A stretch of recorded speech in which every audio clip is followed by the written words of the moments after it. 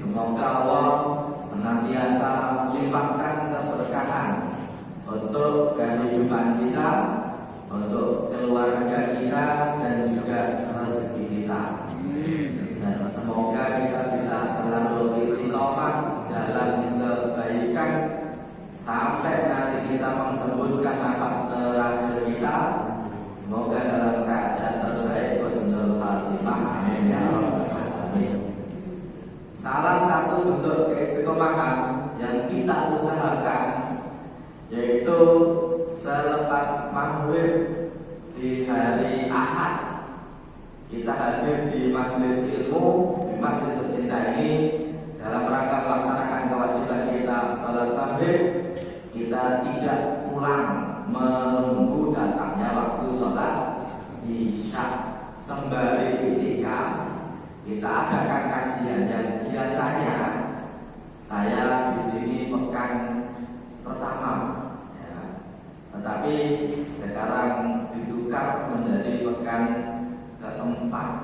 Ya, ini insya Allah kita akan membahas tentang fikih yang dulu sebelum pandemi kita sudah bahas biasanya selang-seling antara fikih ibadah dan fikih muamalah. Biar apa? Biar rata kajiannya, mengingat kajian fikihnya hanya sebulan sekali. Itu pun biasanya Ramadan libur, ya. Berarti praktis kalau langsung tanpa liburan itu biasanya 11 kali. Itu pun kalau Syawal langsung mulai. Karena kadang-kadang Pak Syawal itu masuk halal belum mulai ngaji, ya. Itu pun kalau Sya'bannya itu belum ditutup. Kadang-kadang baru mulai bulan Sya'ban sudah banyak penutupan kajian, ya. Kalau sini nggak ada penutupan soalnya. Nah, jadi selang-seling kalau pada kesempatan yang lalu kita sudah mengawali di bulan lalu kita membahas tentang fikih muamalah keluarga berkaitan dengan hutang. Hari ini kita akan membahas lanjutan dari 2 tahun yang lalu. Dan saya nggak yakin Bapak ingat. Bapak ya, yang penting ngaji, ya. Kita dulu membahas tentang barisan makmum, di mana dalam sholat jamaah itu ada imam, ada makmum. Imamnya pastinya satu dari depan. Kalau imamnya di belakang itu tukang becak, ya. Yang mana makmum itu kadang-kadang satu, kadang-kadang 2, kadang-kadang banyak, kadang-kadang perempuan, kadang-kadang laki-laki, kadang campur, kadang-kadang dewasa dan anak-anak. Semoga masih ingat. Kalau enggak, ya nanti kita ngaji lagi. Sayangnya dulu saya lupa bawa kamera untuk syuting. Sekarang sudah ada. Nggak tahu cuma syuting doang atau dibuat apa ya? Laporkan. Instagram. Laporkan ketua. Oh, bagus. Alhamdulillah, ya Pak, ya.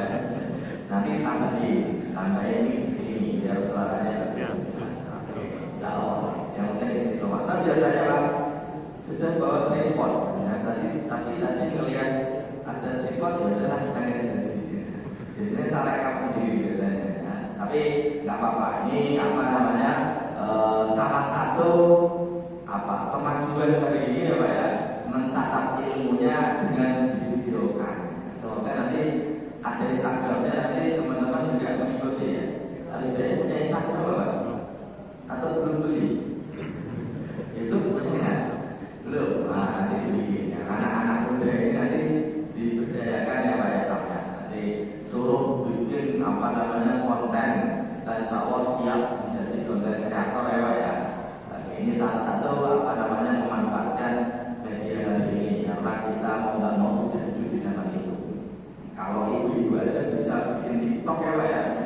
Masa bapak-bapak nggak bisa bikin pengajian, ya. Oke. Hari ini kita akan melakukan tentang sholat jamaah.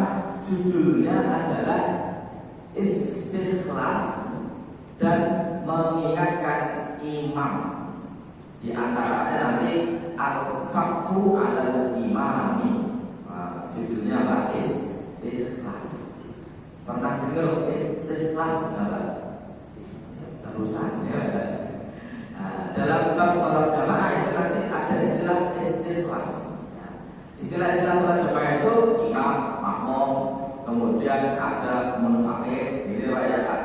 tersebut. Salah satunya adalah istiqlal dan mengingatkan imam. Kenapa? Karena yang namanya sholat jamaah itu tidak tanpa kesalahan.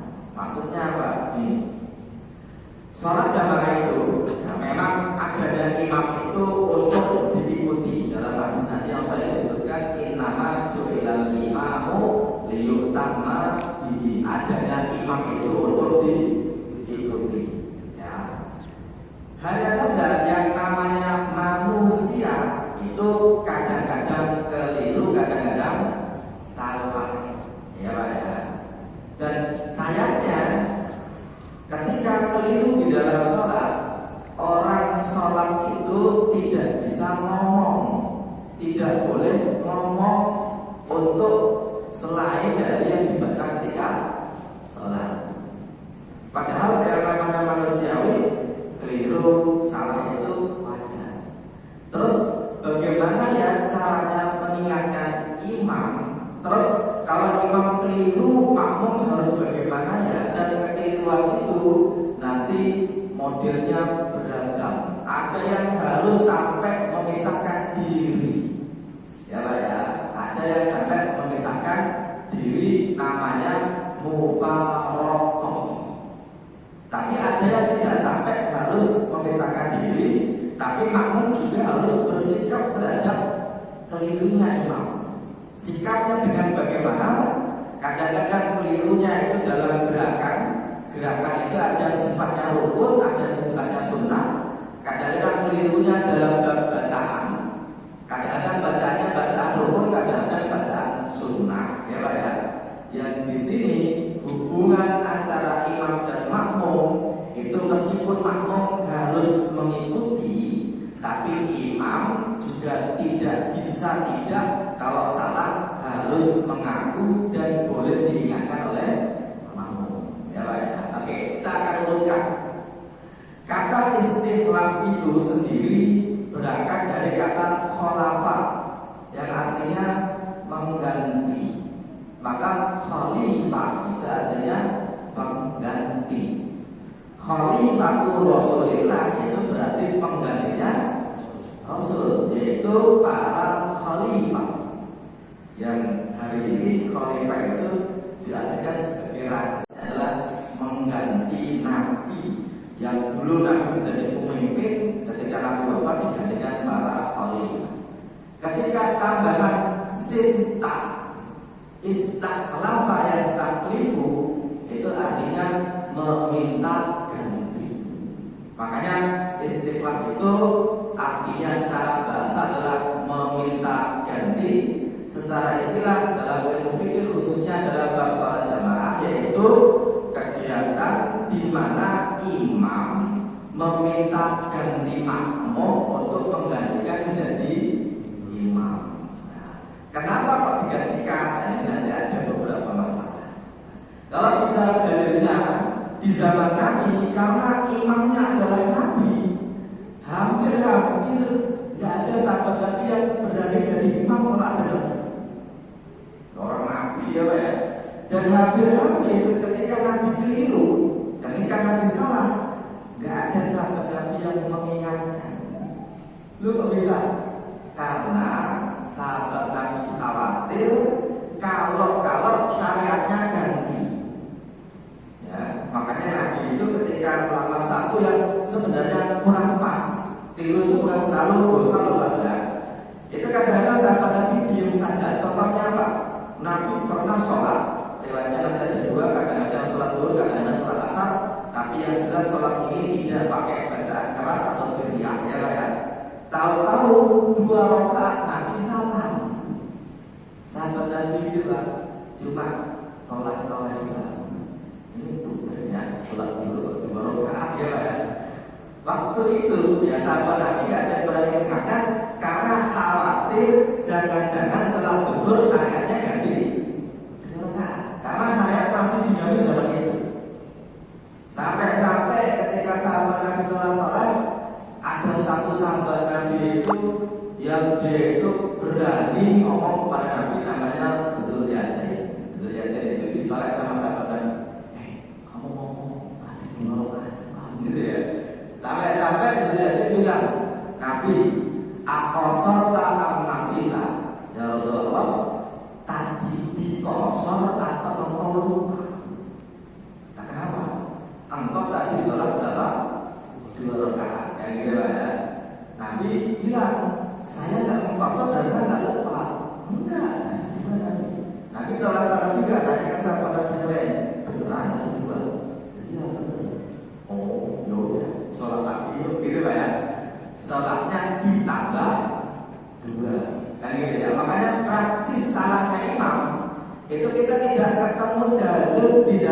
hadis secara langsung bahwasanya imam di zaman Nabi, yaitu Nabi sendiri itu keliru, terus bagaimana keadaannya? Paling-paling Nabi pernah keliru, sahabat Nabi bertanya, tapi setelah sholat untuk mengkonfirmasi. Ya Pak ya, makanya dalam bab keliru atau salahnya imam itu nanti levelnya itu Pak, kalau kita bicara dalil itu sudah sedikit, kebanyakan ijtihad para ulama. Ya, kalau bicara mengenai dalil istilah itu dalilnya yaitu dulu Nabi pernah sakit di mana Nabi akan meninggal. Makanya nanti ada yang bilang Nabi itu semasa hidupnya jarang sakit ya. Oke, kenapa? Banyak dibahas. Tapi ketika mau meninggal beliau sakit, pesan kepada istrinya suruh bilang kepada bapaknya, istriku bilang ke bapakmu. Kira-kira istrinya siapa? Aisyah. Untuk bilang kepada Abu Bakar gitu ya, bilang saya tak bisa jadi imam, tolong dia jadi imam. Ya Pak ya. Itu Aisyah itu sudah agak enggan. Bapakku ini apa yang mau? Bukan karena tidak mau diperintah Nabi, tapi merasa tidak pantas Nabi masih ada kok jadi imam. Ya Pak ya. Sampai benar-benar diminta jadi imam. Abu Bakar itu nanya, masa sih saya sih gitu ya. Atau cuma disuruh jadi imam. Ya, sahabat Nabi dibutuhkan nggak Pak jadi imam? Enggak ya Pak ya. Ya, lumayan lah kebutuhan jadi imam ya Pak ya. Nah, berarti banyak yang merasa mampu. Cuma masalahnya merasa mampu benar atau tidak, tapi benar-benar ya udah ya. Kalau begitu Abu Bakar jadi imam. Tetapi Pak, yang menarik begini, ketika Abu Bakar jadi imam, ternyata Nabi itu merasa kuat untuk datang ke masjid karena rumahnya nempel dengan masjid. Makanya Pak, Abu Bakar sudah sholat beberapa rakaat, Nabi itu masuk dari rumahnya Pak ya, rumahnya kan sampai masjid masuk. Tahu-tahu itu di samping pilihnya Abu Bakar. Makanya Abu Bakar itu waktu itu nggak melihat kalau Nabi datang, saking khususnya jadi imam. Sahabat Nabi saat itu juga ramai ingin ngasih tahu Abu Bakar bahwa Nabi datang. Kalau ngomong sholatnya batal ya. Makanya sahabat Nabi gitu ya. Terus Abu Bakar sadar kalau ada Nabi, Abu Bakar pengen mundur biar makmum kepada Nabi. Abu Bakar itu Pak ditahan Nabi, pengutus makanan, dia di situ aja, gitu Pak ya. Karena Nabi belum sholat tadi kan. Tapi Abu Bakar nggak mau, enggak, tetap makmum. Makanya dari sini nanti para ulama membahas sebagai hukum, salah satunya imam itu bisa melakukan yang namanya istighfar, yaitu minta untuk diganti jadi imam. Ya Pak ya. Oke. Tapi dalam kasus ini masalahnya cukup rumit karena Nabi saat itu sholatnya dengan duduk, Abu Bakar dengan berdiri, sahabat Nabi dengan berdiri yang lainnya. Ya, tetapi yang jadi dalil di sini yaitu imam itu boleh minta digantikan, bahkan kadang-kadang harus mau digantikan. Ya Pak ya. Oke. Kalau disebut imam berarti sudah jadi orang yang terdepan. Kita akan bicara mengenai yang harus dulu. Seorang imam harus mau mundur dan harus minta ganti ketika imam itu ternyata ketika sholat dia tidak memenuhi syarat sah sholat. Kalau tidak memenuhi syarat sah sholat, berarti sholat dia tidak sah. Kalau mau jadi imam, imamnya juga tidak sah. Contohnya apa? Imam lagi sholat, tahu-tahu Pak kentut karena kelepnya mungkin nggak bisa nahan kentut ya Pak ya, gitu ya. Oke, kalau imam kentut berarti imam harus mundur membatalkan diri.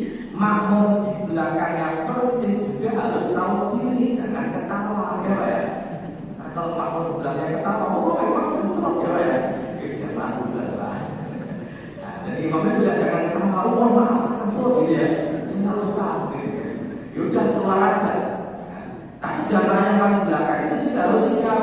Oh imamnya mundur, jangan tanya, nah kemana? Gitu ya, dia nggak tahu. Imamnya juga bagus. Nah, ini namanya sholatnya anak-anak ya Pak ya. Oke, tapi saya kira ilmunya ada, tapi saya belum pernah melakukannya. Karena biasanya imam itu ya pastinya ditahan kentutnya ya Pak ya. Dan sholat nahan kentut itu kan masalah. Yang nggak boleh itu nahan pipis dan tapi kalau keluar beneran, berarti sang imam harus membatalkan diri. Tidak boleh pura-pura jadi imam karena khawatir malu misalnya ya.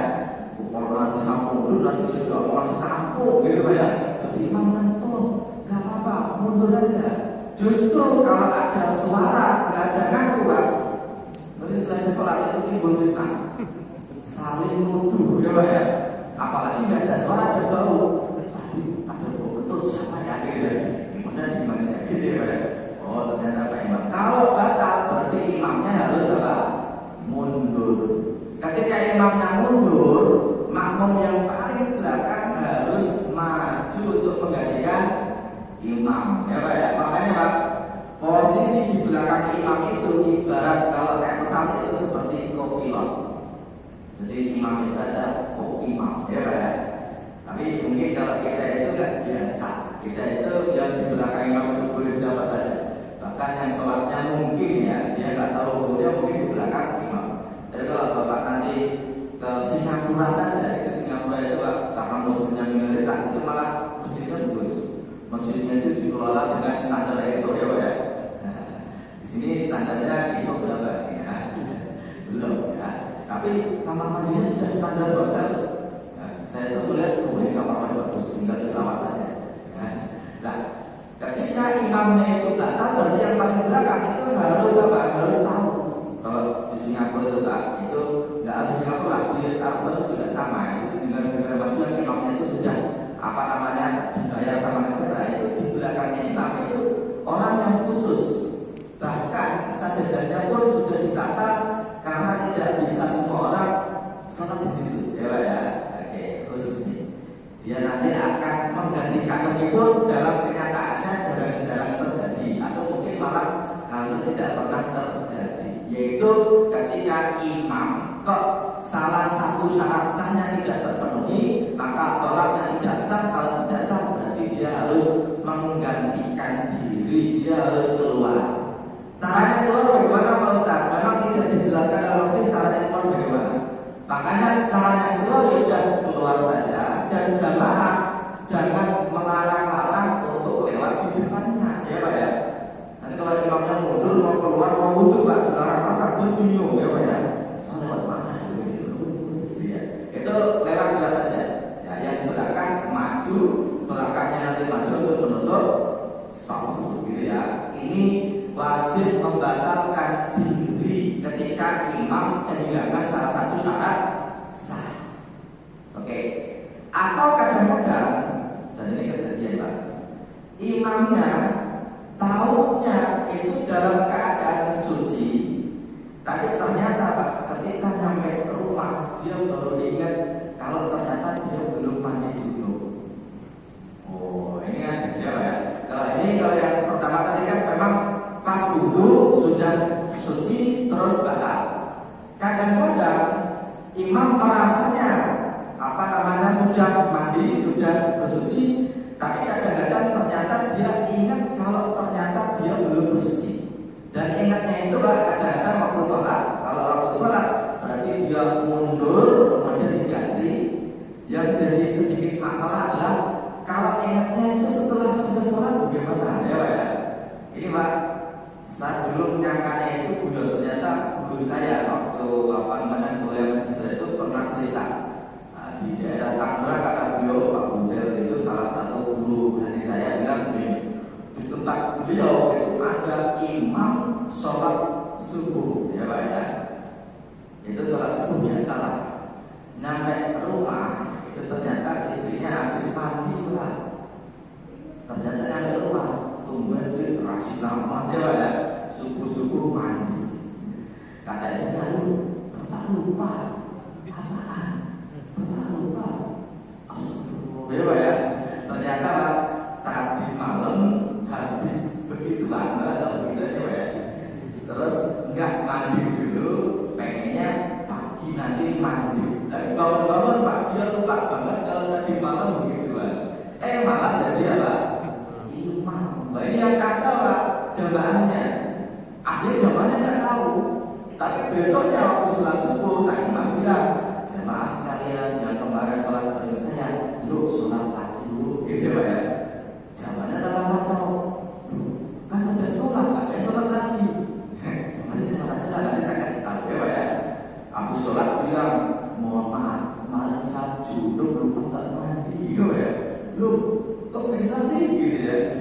Sebenarnya ini kurang pasnya apa? Sebenarnya Pak, kalau imam itu dalam keadaan tidak suci tapi dia lupa kalau belum suci, maka sholat dia tidak sah. Tapi makmum itu karena dia tahunya imam kepada orang yang sholatnya dalam keadaan sah, maka sholatnya makmum tetap sah dan makmum tidak harus mengulang jamaah atau mengulang sholat. Ya gitu Pak. Yang mengulang siapa? Imam. Tapi kalau ingatnya ketika sholat dia wajib membatalkan. Kalau ingatnya setelah sholat berarti imam itu nanti sholat lagi dalam rangka mengganti dulu kemarin yang tidak sah. Ya, makanya Pak, yang jadi masalah setelahnya itu jamaahnya Pak, kalau imamnya Pak itu pasti nanya Pak Imam mohon maaf. Wah ini jadi kasus ya. Itu sudah. Makanya Pak, seorang makmum itu aslinya dia tidak dituntut mengetahui lebih tentang keadaan imamnya. Artinya apa? Seorang makmum itu tidak harus bertanya kepada imam, Pak Imam, kamu suci atau tidak ya? Enggak. Ya Pak ya. Atau Pak Imam, kamu waras enggak ya? Itu enggak. Karena kadang-kadang begini Pak, kita lagi berada di tempat yang bukan rumah kita ya Pak ya. Lagi jalan itu kita sholat ke masjid, ternyata ada orang sholat khusyuk banget. Kita makmum begitu kan, dia sholatnya juga bagus. Tapi Pak, ternyata orang itu ternyata kurang ya Pak ya. Nah, ternyata dia itu kurang. Emang ada orang ustaz yang kayak begitu kan kok rajin sholat? Ada Pak, saya itu punya tetangga Pak, dia itu rajin sholat, tapi kebetulan kurang. Maksudnya dia orang dalam keadaan kebutuhan khusus ODGJ ya Pak ya. Orang dengan gangguan jiwa. Kalau orang kita sedang disomasi ya. Dengan gangguan jiwa. Gara-garanya apa? Waktu sekolah itu dia suka sama perempuan ya Pak ya. Terus sulati ternyata nggak diterima. Oh, dia langsung berpikir dengan penuh. Tapi pikirnya tetap, sholatnya tetap, tapi sudah kemana-mana ya. Makanya kadang-kadang kalau kita lagi berada di tempat yang bukan biasa kita, atau kita makmum pada orang yang kita nggak tahu keadaannya, kita tidak dituntut untuk bertanya lebih tentang keadaan imam. Selama secara zahir kita anggap imam ini pantas, berarti kita boleh makmum. Gitu Pak ya. Oke, artinya begitu. Ini imam ketika ternyata beliau itu batal di dalam sholat, maka wajib minta untuk diganti ya. Atau kadang-kadang imam merasa tidak bisa melanjutkan lagi sholatnya. Kadang-kadang imamnya waktu begitu Pak sholat, kadang-kadang dia pusing gitu ya. Nah, kalau berbaca nanti khawatirnya jatuh, makanya bisa minta kepada belakangnya untuk menggantinya menjadi imam. Namanya apa? Istikhlaf.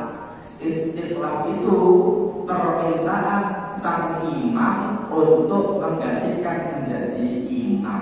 Dan orang yang di belakang imam itu orang yang bertanggung jawab menjadi pengganti imam. Makanya orang yang di belakang imam harus siap-siap kalau terjadi sesuatu ya Pak ya.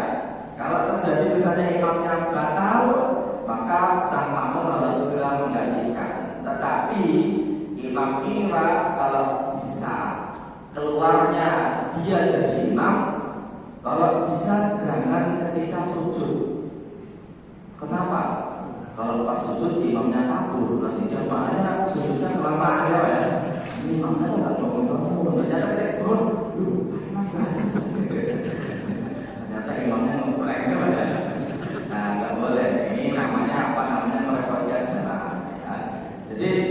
imamnya keluar, makmum yang di belakang itu maju menggantikan posisi imam, itu disebut dengan istiqlal. Ya, tapi istilah ini Pak, inisiatifnya dari imam, bukan dari makmum. Ya Pak ya, inisiatifnya dari imam bukan dari makmum. Makanya namanya istiqlal, meminta untuk digantikan sebagai imam, gitu Pak ya. Oke, ini apa namanya catatannya? Termasuk Pak, waktu pandemi itu ya, pandemi kita itu kan dulu pakai jaga jarak ya Pak ya, sholatnya juga sholat jarak. Harusnya ya, itu belakang imam itu jangan kosong harusnya. Karena kalau sampai kosong itu nanti Pak kadang-kadang imam terus makmumnya dua kanan kiri gitu Pak ya. Itu Pak nanti kalau imamnya batal itu dua itu situ tahu. Bukan gitu ya. Harusnya belakangnya harus ada, samping-sampingnya baru ada. Kalau pun tidak pakai jaga jarak, kalau bisa ya di belakang imam itu harus ada satu. Jangan malah apa namanya berdua di belakang imam ini. Kalau bisa jangan, itu satu begitu biar dia yang akan bertanggung jawab kalau nanti imam ini bermasalah. Ya makanya kalau kita kok merasa belum patah jadi imam, tapi pengen di barisan depan, kalau bisa jangan berada di belakang imam. Ya Pak ya, ini sebagai bentuk apa namanya ini tahu diri kalau nanti imam bermasalah, berarti orang itu harus segera menggantikan posisinya imam. Oke, ini namanya istiqlal. Kemudian yang selanjutnya, kalau kita bicara mengenai mengingatkan imam, ya, kalau tadi imam merasa tidak mampu terus minta diganti, tapi kadang-kadang imam itu keliru di dalam sholat. Dan keliru itu kadang-kadang sengaja, kadang-kadang tidak sengaja. Dan kekeliruan di dalam sholat itu nanti beragam. Ada yang harus mufaraqah, ada yang cukup dengan bacaan tasbih, ya Pak ya. Ada yang harus ikut meskipun imamnya keliru. Ada yang dengan mengingatkan bacaan imam. Oke, kita akan urutkan. Kalau imamnya itu keliru-kelirunya parah, ya, dan kelirunya ini menjadikan sholatnya tidak sah, maka makmum harus mengingatkan. Ya Pak ya, mengingatkannya dengan apa? Tasbih. Oke. Tapi kalau sudah diingatkan, kok ternyata imamnya tetap lanjut, makmumnya itu harus mufaraqah, yaitu memisahkan diri dari jamaah. Dia tetap sholat tapi dia salam sendiri. Contohnya apa? Yang kelirunya parah, yang menjadikan sholat itu tidak sah. Yang pertama, imamnya Pak itu ternyata kelihatan aurat besarnya. Ya Pak ya. Oke, ini kadang-kadang gampang-gampang susah ya. Gampang-gampang susah Pak. Kalau Abu Jamal bin Juz saya kira imamnya bagus lah. Dan kadang-kadang kalau di tempat wisata waktu itu ada orang yang pakai celana jeans ya Pak ya, pakai kaosnya kaos ketat jadi imam. Ketika sholat Pak kelihatan bolongan jaringannya ya Pak ya. Kadang-kadang kita langsung ini pastinya nggak sah karena dia kelihatan auratnya. Terus ingatnya gimana? Kalau subhanallah memang bisa. Makanya dalam keadaan seperti itu, kalau kita yakin imam sholatnya nggak sah, berarti kita mufaraqah. Oke Pak ya. Kecuali kalau debat tebel masih kecil, misalnya pakai sarung, kadang-kadang sarung itu kelihatan dalamnya gitu Pak ya, tapi nggak kelihatan banget, maka ini jadi debat tebel. Tapi kalau benar-benar menurut kita tidak sah, ya berarti orang yang sholatnya tidak sah pula menjadi imam. Atau kekeliruannya dengan menambah rukun atau mengurangi rukun atau menambah bilangan sholat. Oke, ini nanti kita lihat. Ketika imam itu kok mengurangi rukun sholat, ya Pak ya, maka makmumnya mengingatkan. Oke. Atau ketika imamnya menambah rakaat sholat dan makmumnya yakin kalau itu benar bertambah, maka harus diingatkan. Caranya dengan apa? Dengan membaca tasbih.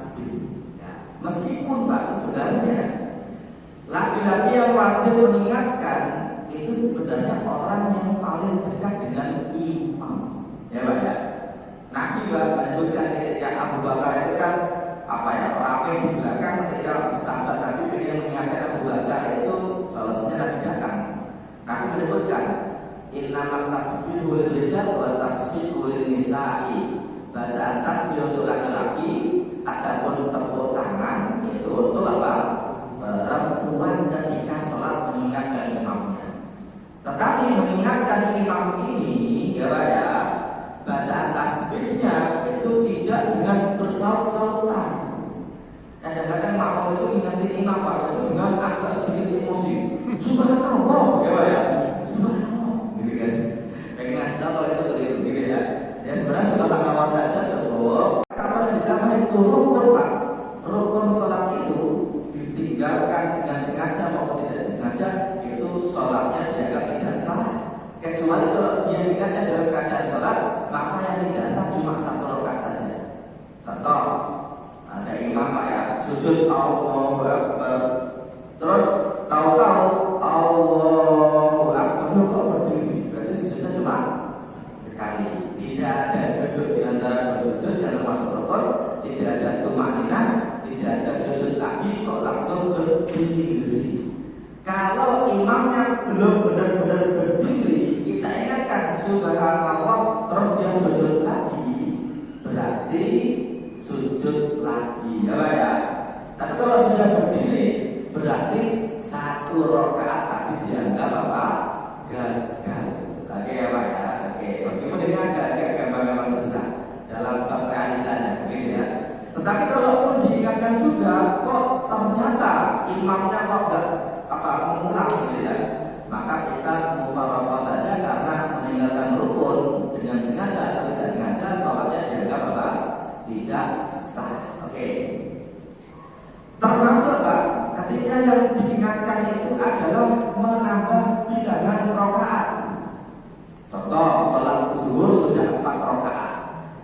Tahu-tahu imam berdiri lagi.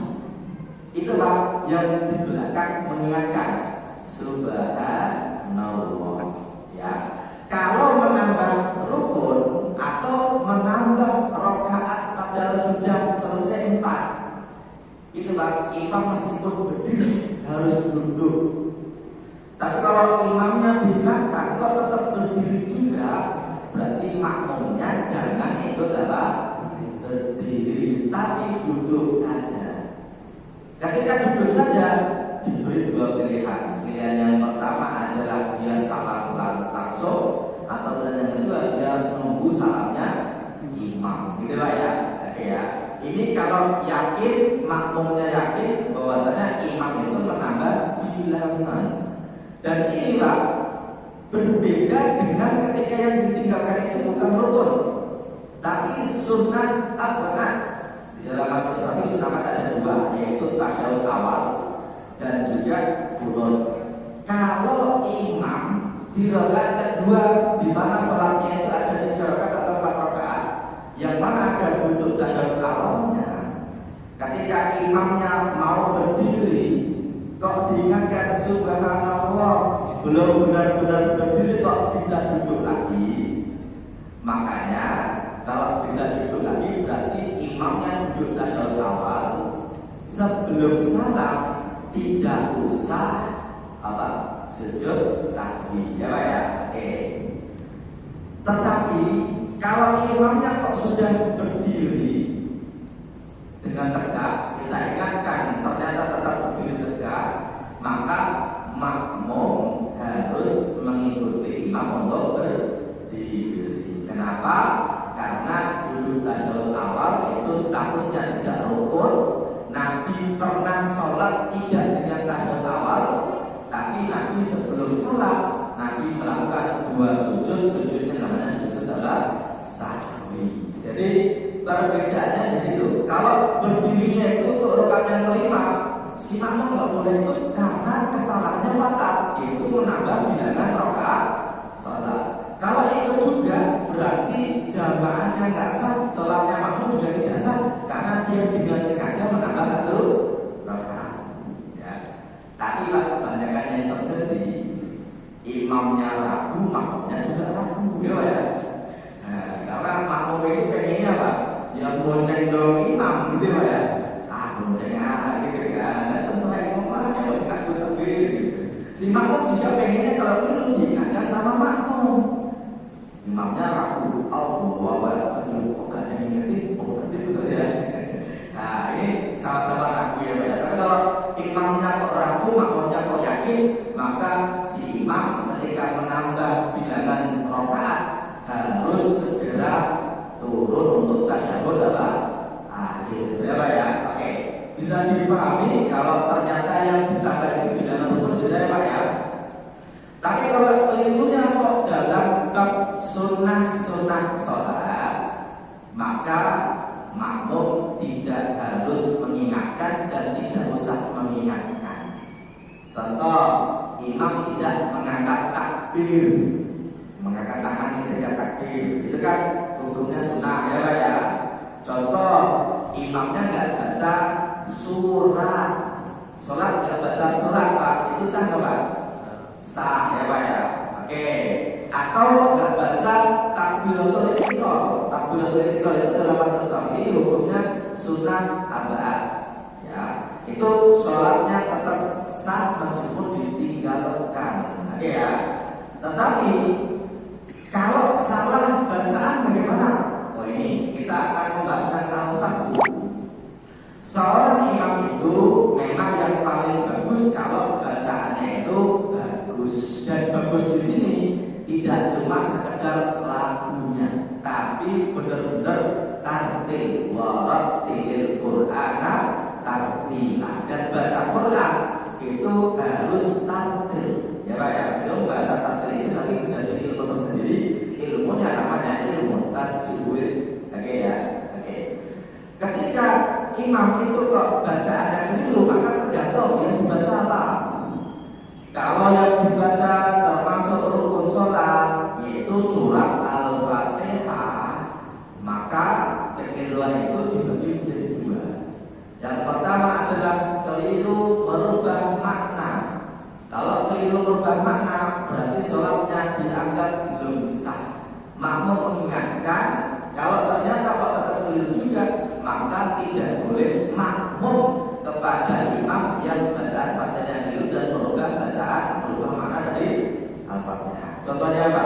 Ketika imam itu baca iyakina, ya Pak ya, iyaka dan iyaki itu beda, artinya beda.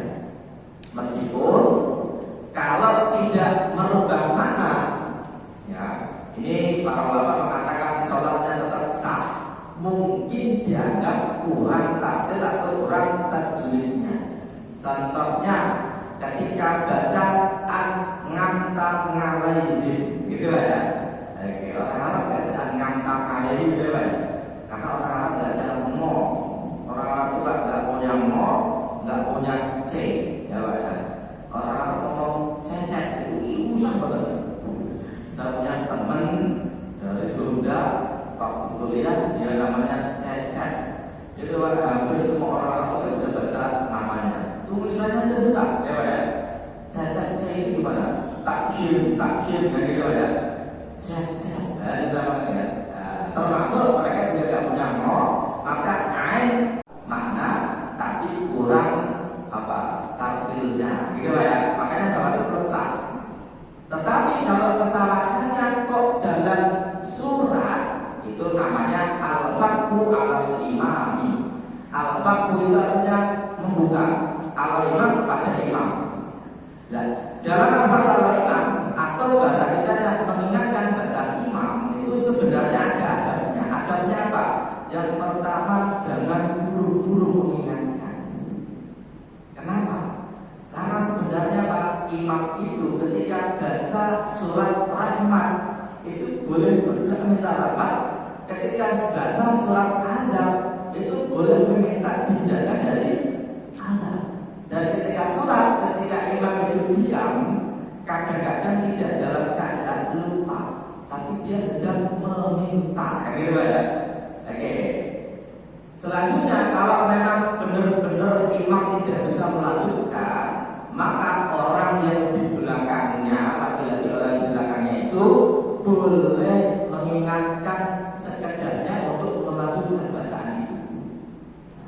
Jadi sholatnya itu tidak yang mengingatkan orang belakang, kecuali kalau orang yang di belakang imam itu kok tidak tahu, imamnya baca terus tapi tidak lanjut-lanjut, yang belakang bilang kulhuwai gitu ya. Nah, kalau saya repot-repot bulan celah, kenapa baca panjang juga nggak tahu atau lupa kok gitu ya Pak ya. Ini namanya al-fatwa al-imam, dan al-fatwa al-imam itu hukumnya boleh. Boleh itu artinya apa? Ya kalaupun tidak diingatkan ya nggak apa-apa ya Pak ya. Dan imam ini juga jangan memberatkan hati jamaah, karena ini kadang-kadang imam itu Pak bacaannya yang aneh-aneh, maksudnya yang tidak biasa ya Pak ya. Surat yang Al-Anfal, Al-Imran, ternyata jamaah belakang nggak ada yang tahu. Tapi juga kayaknya kan diulangi 5 kali jamaah sampai bingung. Mau mengerti juga nggak bisa ya Pak ya. Kalau nggak diingetin dong nggak lanjut-lanjut. Ya imam sudah tahu sadar, ya udahlah ganti aja channelnya gitu Pak ya. Ganti keluar juga boleh. Gitu ya Pak ya. Ini namanya al-fatwa al-imam. Statusnya tidak wajib, bahkan juga tidak sunnah, tapi boleh. Kenapa? Ya karena imam ini jangan-jangan tidak melanjutkan bukan karena tidak tahu, tapi karena dia sedang berdoa meminta rahmat atau berdoa meminta perlindungan dari azab. Oke Pak ya, ini lagi-lagi tugas utama itu Pak, itu kepada jamaah yang paling di belakang imam. Makanya Nabi itu selalu menyarankan yang paling di belakang imam itu yang paling tahu, ya Pak ya. Sobat latina yang nabung, kemudian ke belakang itu nggak apa-apa. Kalau yang belakang itu kalau bisa yang paling tahu. Cuma kadang-kadang dilemanya yang tahu malah nggak di belakang imam, tapi yang tidak tahu malah semangat gitu ya. Nah ini kan sama-sama merampas juga. Nah, dan kalau bisa jangan yang di belakang imam itu anak kecil gitu ya. Meskipun anak kecil boleh menjadi barisan bersama orang dewasa, ya Pak ya. Tapi kalau kita bicara tentang sunahnya, anak kecil itu barisnya di belakang orang dewasa.